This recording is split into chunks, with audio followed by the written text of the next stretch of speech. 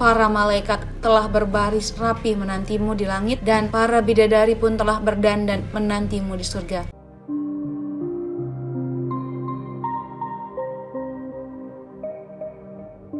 Assalamualaikum warahmatullahi wabarakatuh. Kematian adalah salah satu misteri bagi umat manusia. Tidak ada satupun manusia yang mengetahui kapan dan di mana ia akan mati. Semua itu adalah rahasia Allah Subhanahu wa Ta'ala. Hanya Dialah yang mengetahui semua perkara kematian. Nabi Muhammad SAW juga termasuk manusia yang tidak dapat lepas dari kematian. Saat itu menjadi hari yang paling menyedihkan bagi umat manusia, terutama umat muslim.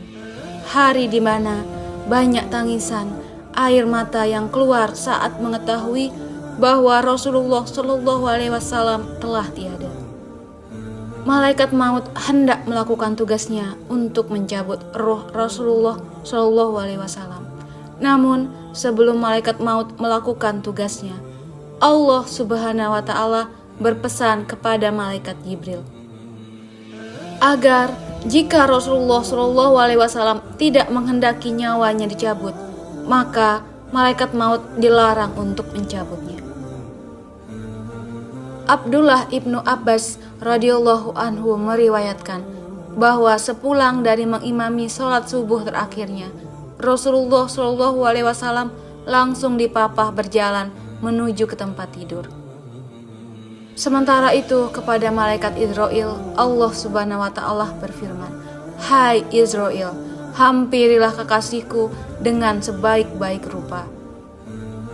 Cabutlah rohnya dengan penuh kehalusan, dan masuklah ke rumahnya dengan memohon izin.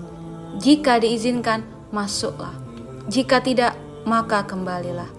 Malaikat Israil turun dengan rupa seperti Arab Badui atau orang kampung. Ia menghampiri rumah Nabi seraya mengucapkan salam.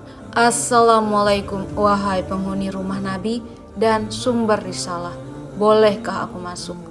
Fatimah bertanya, "Hai Fulan, ketahuilah bahwa Rasulullah SAW sibuk dengan sakitnya." Israel pun mengulang salamnya.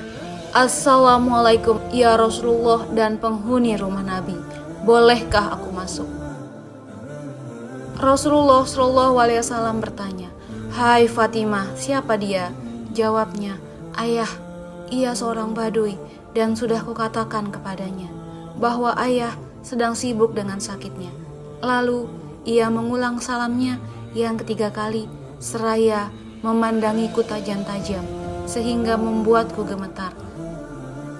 Terasa kecut nyaliku dan hampir putus tulang-tulang sendiku.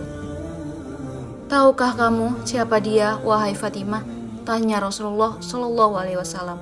"Tidak, wahai ayah," jawab Fatimah.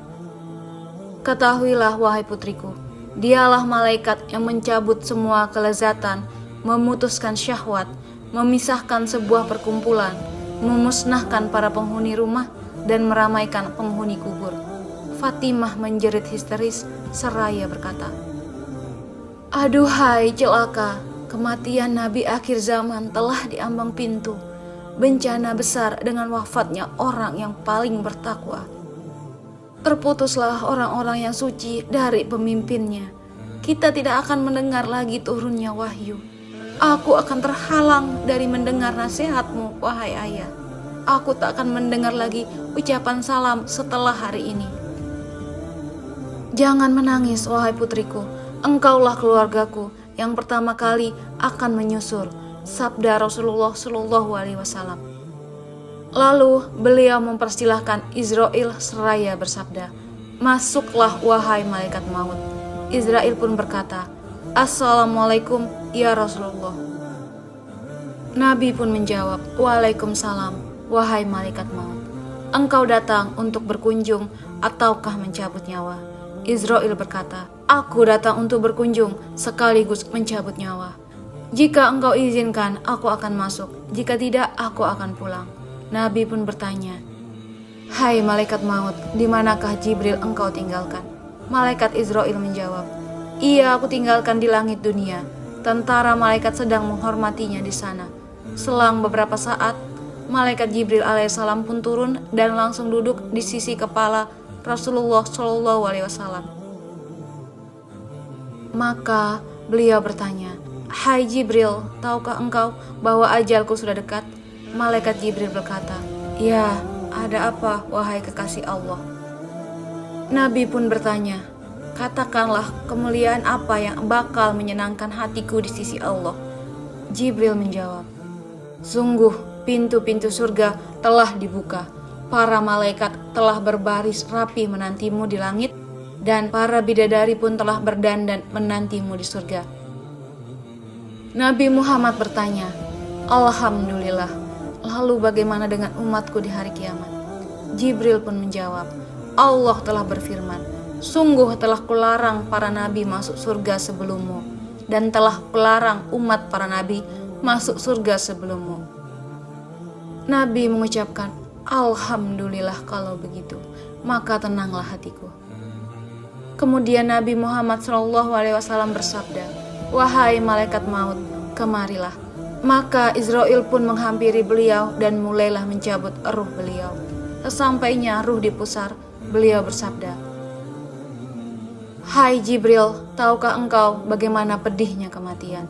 Mendengar pertanyaan itu, Jibril memalingkan wajahnya. Maka Nabi Muhammad SAW bertanya, "Hai Jibril, apakah engkau tidak suka melihat wajahku?" Jawabnya, "Wahai kekasih Allah, siapakah yang sampai hati melihat wajah seseorang yang sedang sakaratul maut?"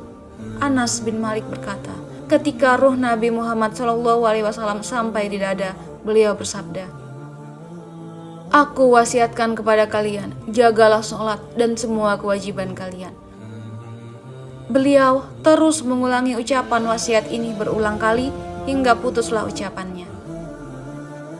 Sementara itu Ali bin Abi Thalib berkata, saat Rasulullah SAW tiba ajalnya, beliau sempat menggerakkan bibirnya 2 kali, dan ketika aku tempelkan telingaku, ternyata beliau bersabda pelan, "Umatku, umatku." Akhirnya beliau menghembuskan nafas terakhirnya pada hari Senin bulan Rabiul Awal. Innalillahi wa inna ilaihi rajiun.